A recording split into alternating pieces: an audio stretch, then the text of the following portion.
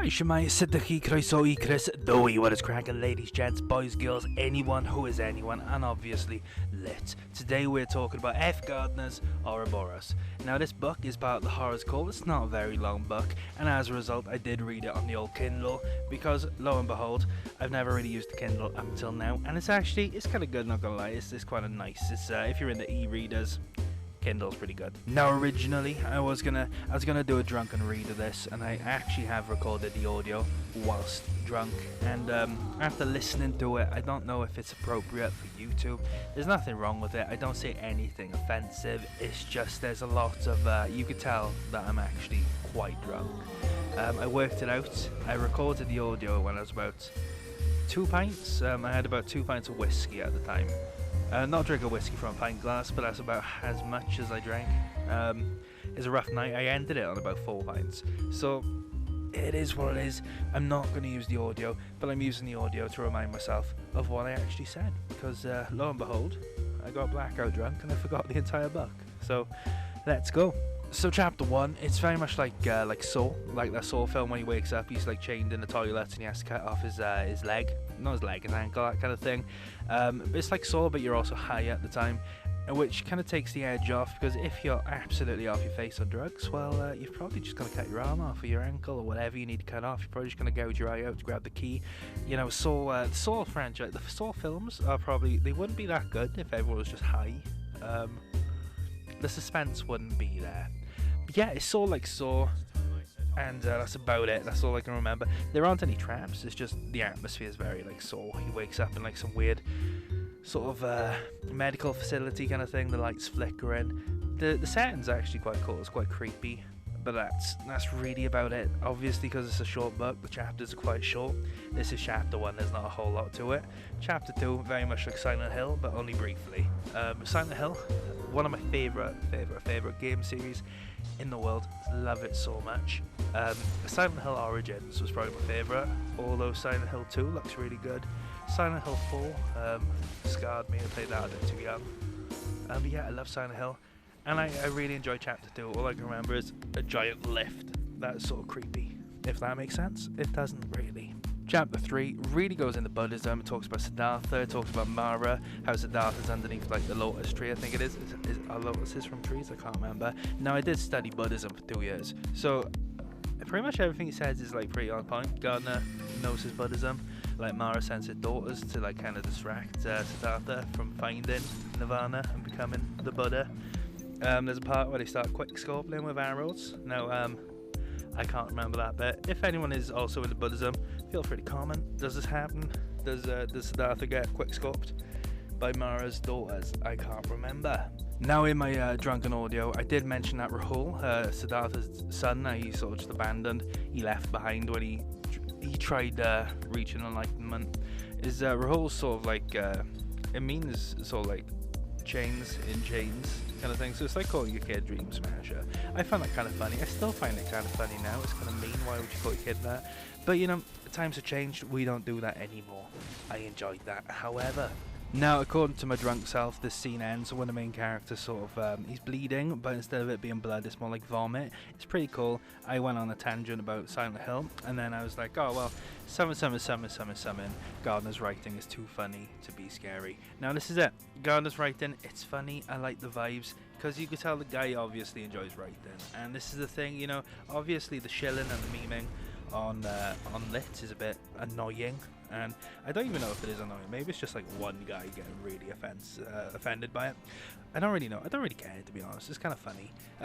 The writing is like honestly quite pure, quite nice. Gardner seems like a really nice guy, just judging by his writing. Yeah, I digress. Chapter 3, kind of funny, kind of sad. The dreams in which I'm dying are the best I've ever had. Let's go onwards. Now, chapter 4 is actually kind of funny from listening to my drunk audio. I might actually have to let drunk me explain chapter 4. It's I might actually. Should I? I don't know. But the Eternity Mall. Now, this is the setting for this chapter, and it is the setting for Reptilian Odyssey, the old Chicago. That's how they speak over there, I'm presuming. I say presuming, it's more of an assumption, but I don't care. There's also some flat earther stuff, but because I felt the warmth of a woman. It went over my head in an epic Reddit whoosh moment. Can I get that wholesome award, that juicy little seal award? Wow, I'd love a little seal next to my name. That's so good stuff. But Gabe coughs up blood and he audibly says yuck.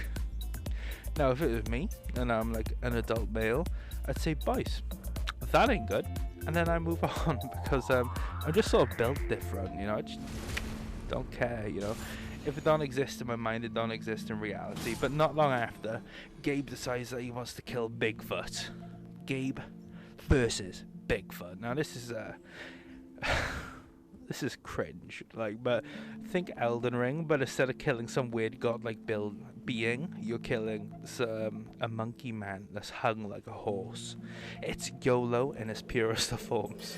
This is low-key hilarious and bad at the same time, and it's kind of cringe. It's sort of like fan fiction, but I love it. This is what we read Gardner for, my guys. This is beautiful stuff. Can you hear that stuff? It's me giving you kisses on the cheeks. But chapter 5 and my hopes and dreams, they're non-existent, but let's go. So chapter 5 is a little bit more cringy, as my drunk self would have gone on to say. The audio actually gets worse. I get a little bit I find it really hard to talk in the audio, so I'm having to redo it. Chapter 5, the first bit of dialogue is, where is Bigfoot? Now Gabe asks Sam. Now Sam is Uncle Max from Ben 10, him in his Hawaiian shirts. He has a fair bit of character development throughout the Horror School series, and it turns out they've imprisoned Mothman. They've imprisoned Mothman. Now Mothman actually gets out of prison somehow. It's like Suicide Squad, except oh well, Suicide Squad is awful, but you know, it's like Suicide Squad, except it's just Mothman and Gabe. It's just cringe, guys. It's creasing, but it's kind of cringe because I like cryptids, I like cryptozoology. Mothman is probably out there doing his own thing, but according to my previous audio, the Mothman ends up fighting a reptilian from Reptilian Odyssey in some weird Pokemon Coliseum-esque sort of skirmish, and then just jumps straight on to chapter 6. So chapter 6, let's go. So basically, as you can imagine, Mothman versus Bigfoot, Pokemon Coliseum, very reminiscent of Jigoku, except for the Jigogumon, they've actually got cryptids. Yeah, Mothman, I can't even remember.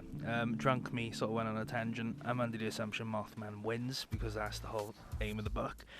And yeah, if you want to find out the ending, guess what? You're gonna have to read it yourself. It is free on like Kindle Unlimited. I don't know if I just walked you through the entire story. Actually, drunk me isn't very concise or very clear. But yeah, you know, that's about it for the old book, I suppose. Now, do I like this book? And I gotta say, yeah, I do like the book. It's really funny to read, and that's the thing with Gardner's writing. It is funny, and although it might not be intentionally funny in this case, it just is. It's sort of like The Room. It's one of them cult classic kind of things where it's just funny because it's bad. And the whole premise of Mothman versus Bigfoot is really silly. It plays out like some strange fan fiction, and that really gives it a whole level of charm and appeal.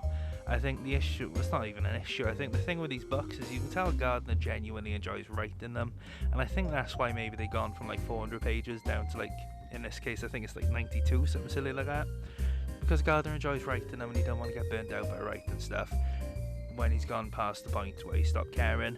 And you can tell he's had fun. It reads like a weird creepy pasta. It's like a fan fiction, like I said, something like you might read on Wattpad. It's good, I enjoy it, honestly. It's kind of funny, and I think people don't give Gardner the credit that he sort of deserves.